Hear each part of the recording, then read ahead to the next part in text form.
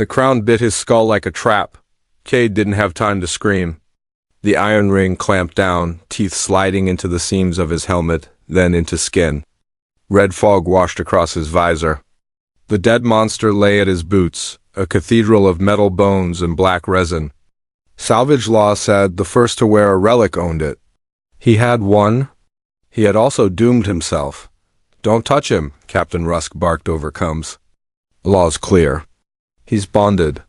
"Mark the claim?" "Bonded." That word tasted like rust. Cade swayed in the hollow rib cage while gravity from the derelict moon pulled at him. The wreck had fallen from some ancient war older than their colony ships. Corpses of machines stretched across the crater like frozen waves. This crown had sat in the monster's skull, humming to no one, waiting. Then it hissed in his ear. "Not sound words, wrong species." "Right, King." Cade's breath stuck.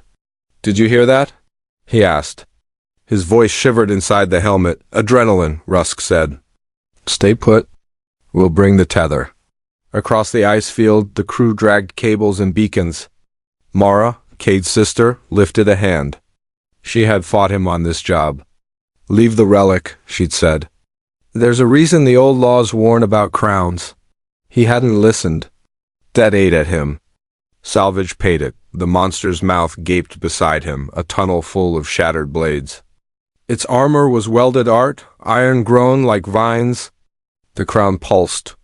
Cade felt a second heartbeat, colder than the moon, wrong species. "Right, King. Stop," he whispered. "I'm not your king." The crown tightened, then eased. A hotline crawled down his spine. Memory that was not his flickered behind his eyes. Towers in a red sea. A circle of kneeling giants. A voice like steel on stone. Oath by weight. Oath by war. The last king falls. The next will carry different blood. "Rusk," Mara said, sharper now. "He's bleeding." "This is bad." Rusk's boots clanked nearer. "Hold still, Cade. If you panic, it digs deeper." Cade held still. He thought of the salvage law. If a relic bonds, the wearer becomes asset and anchor to the crew. No breaks, no protests.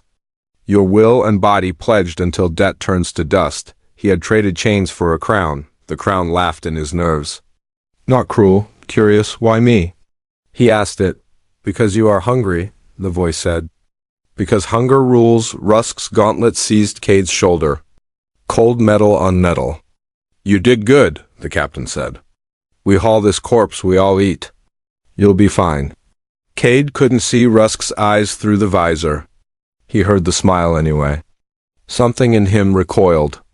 The crown felt it too. "Enemy," it murmured. "Don't," Cade said. "Don't what?"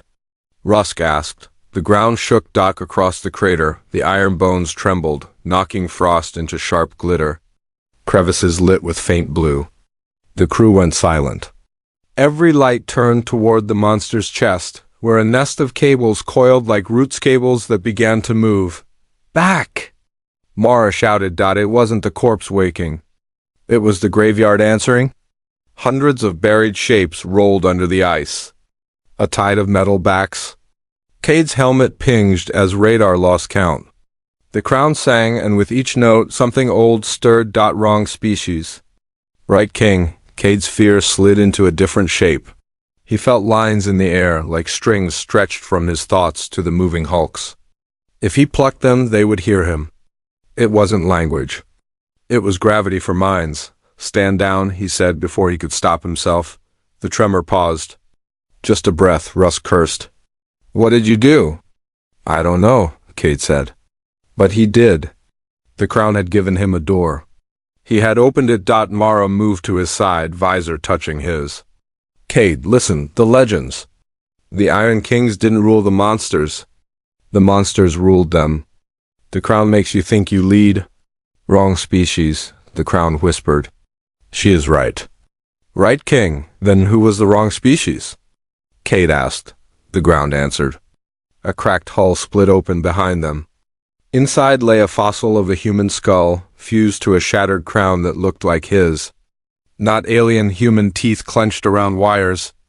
A warning from someone with his same bones. Cade's stomach dropped. The law wasn't born from profit. It was born from fear. Wear the crown, bind the threat, pay with yourself. Rusk dragged him away from the fossil.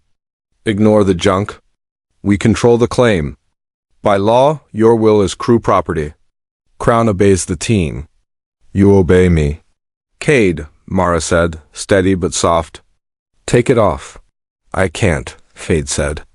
I think it chose? Then make it choose us, Rusk snapped. Call the machines. Walk them to the tethers. Cade felt the strings again. He could bring the tide. But if he did, they would see how strong this thing was. Rusk would sell him along with the scrap. He saw the line Rusk took. Every time, use, strip, leave. Enemy, the crown repeated. Cade closed his eyes. In the Red Sea memory, the last king had knelt. Not to surrender. To hide. He had whispered a rule to the crown: if I fall, seek hunger with a heart. Not metal hunger. Human hunger. Hunger to keep. Cade opened his eyes. I won't be your anchor, he said. Rusk's hand tightened on his shoulder. You don't have a choice. Mara raised her cutter. He does. Back off. Rusk's pistol came up, quick, quiet. He didn't point it at Cade, he pointed at Mara. Holster, or I take your hand. Cade's chest went cold. The strings trembled in him, begging to be plucked. He drew a breath. Crown, he said in his head. If I am king, I command one thing. Speak it. Protect her.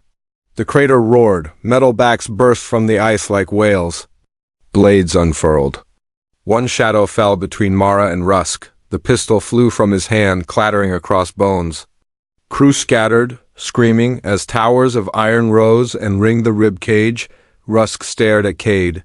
You think you can keep them from tearing you apart? Cade swallowed. His voice came out low.